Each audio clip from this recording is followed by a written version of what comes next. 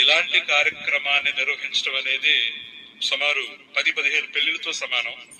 ఈ నటులంతా పాపం ఎక్కడో వారు పనులు చేసుకుంటూ ఉన్న సందర్భంలో వారందరినీ గుర్తెరిగి మరి మన ఫిలిం ఛాంబర్ 24 క్రాఫ్ట్స్ చైర్మన్ గారు మరి చిన్న వయసు నా మీద అయినప్పటికీ కూడా గురువుగా నేనైతే భావిస్తా ఉన్నాను.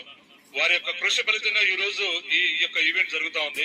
అలాగే ఇటువంటి ఖర్చుకి వెనకాడకుండా ఎవరిని కూడా చేయి చాచకుండా ఈ కార్యక్రమాన్ని భుజస్కంధాల మీద వేసుకున్నటువంటి డాక్టర్ మాదాల నాగుల్ గారు తెలంగాణ స్టేట్ ప్రెసిడెంట్ కానీ మొత్తానికి కూడా మేము ప్రెసిడెంట్ గానే మేము భావించుకుంటా ఉన్నాము.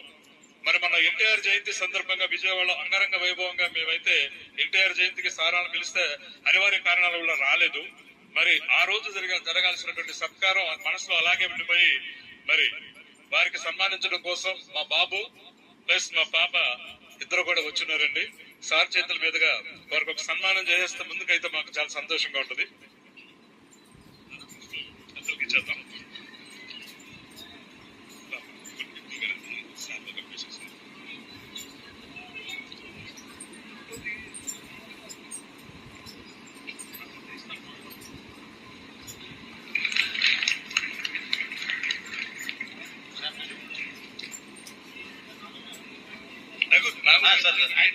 వెనుకనే ఉంటాడు నేను రానా.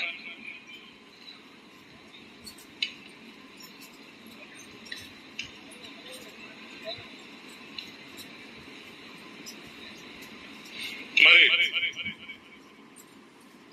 రాజేంద్ర గారు డెఫినెట్ గా వారు అన్నట్టు సహృదయులు ఏ కార్యక్రమం ఉన్నా సహకరించి మూవీ ఆర్టిస్టులను కూడా ఇక్కడ ఉన్న ప్రాంతంలో ఉన్న మూవీ ఆర్టిస్టులను గుర్తించి ఈ ప్రాంతంలో ఉన్న వాళ్లతోనే సినిమా చేయాలనే సంకల్పంతోనే ఒక సినిమా ప్రారంభించారు. వారికి మీరందరూ ఒక్కసారి చప్పట్లతో ఆశీర్వదించాలని కోరుతున్నాను. చాలా